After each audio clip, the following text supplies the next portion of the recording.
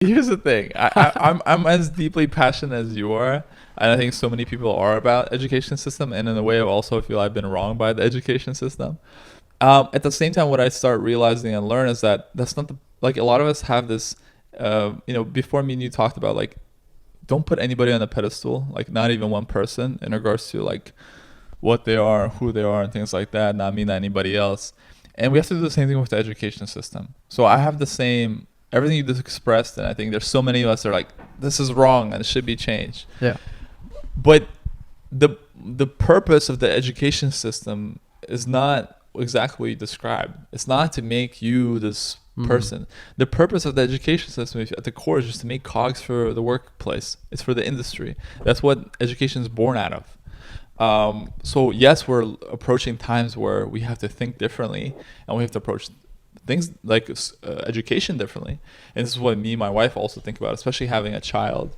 And it's so important for us. And this is the reason why, she goes to the school she does. It was actually another big reason why we actually didn't move out here as well, because we didn't find a school that goes by what we believe in. What does that school look like? What do you? So here's, and it ties into Yeah. what our ideas and thoughts, and still we're not, we don't know how they'll pan out. For sure.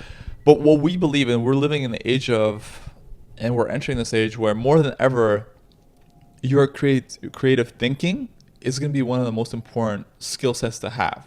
As the world becomes more machined in regards to technology and computers, like you will never outdo the computer at calculus. Like just to give up, like that's not. You can be better at creative calculus, right? So how do you like approach calculus problems in a different way potentially? But in regards to simply solving formulas, you're not gonna like the humans are already we're at our kind of peak, and machines will already have overtaken us at those tasks, and we're seeing that also happen in the workplace.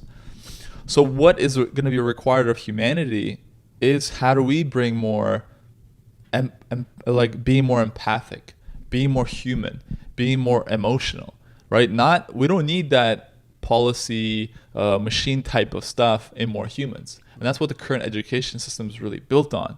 It's a lot of like systems, processes, testing, get you to the test, to do it. I totally get it. It's like it's compliance. And that's what frustrates me the most about the world, really. Even when I interact with other businesses, and there's, I'm sure you had those experiences when you're dealing with a human in a business that is not being human. That is simply following policy. And just like, to me, that's where I can still get angry. Yeah. I'm like, I just want to shake them. Blood boiling. I'm like, be human. Like, this is not like about business. And and this is actually bad for business in the long term. And so what we try to do in our businesses in regards to how do we allow everybody to be human, from the customer service piece and people to anybody else.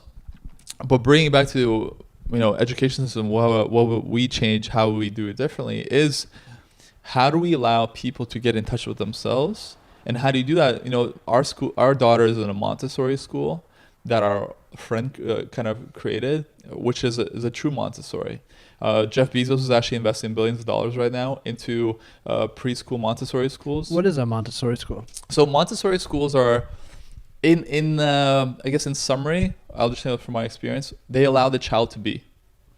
And what that means is, a lot of schools are like, okay, kids, now it's time to do this, and we'll all do this. Now it's time to do this. Like, they all feel like the kids are not kind of smart enough, wise enough, and they have to be led to do stuff. Instead, Montessori allows kids to explore on their own. So, for example, if my daughter is playing with a certain, thing at school, and they still have activities, let's say, right?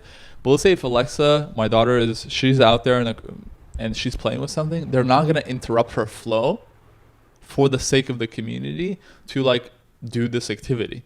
They're going to let her be.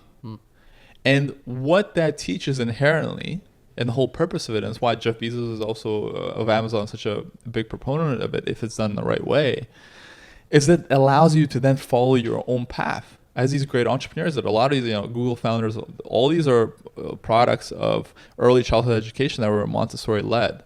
So what it allowed these people, most people, and a lot of things what we talked about, It's been ingrained in us. Think about it. Even now you're out of school. For the majority of your life, you've been part of a system where you've been taught to follow rules. And this is the class. This is what you do stuff. This is the testing.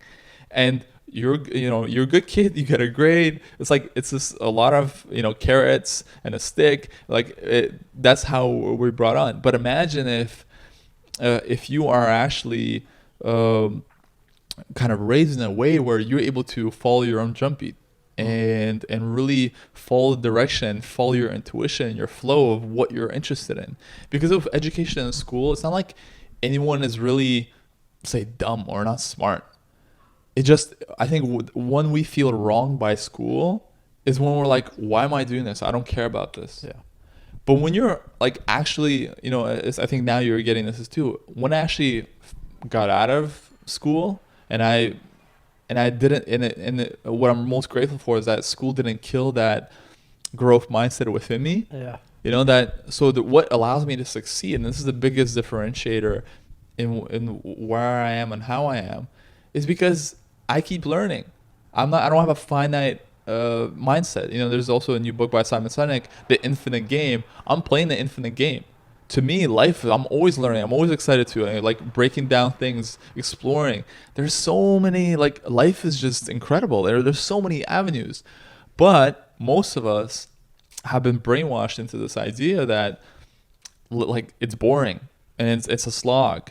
No, actually, things can be exciting. Like learning can be super exciting if you're really into it. Yeah. So that's why you do have to scratch your own itch. And so what schooling has to do, going back to that question, is, and even what Montessori, proper Montessori, because a lot of schools are like, even here, we're really disappointed because we went to a bunch of Montessori schools here in West LA. Most of them are BS. Like they're still getting kids to simply follow along and follow rules. They're not allowing them to actually be and explore and kind of develop themselves. Because if you are able to develop that skill set of really digging deeper into what you're interested in, that's how we have the Einsteins. That's how we have the Da Vincis. Because they're really exploring their craft and they keep going deeper, and it's like it's a rabbit hole. Yeah. Because once you're really interested in something, you just keep going. And the best we can do is, but I understand even how I started this question, it's hard to do that because we have lots of people.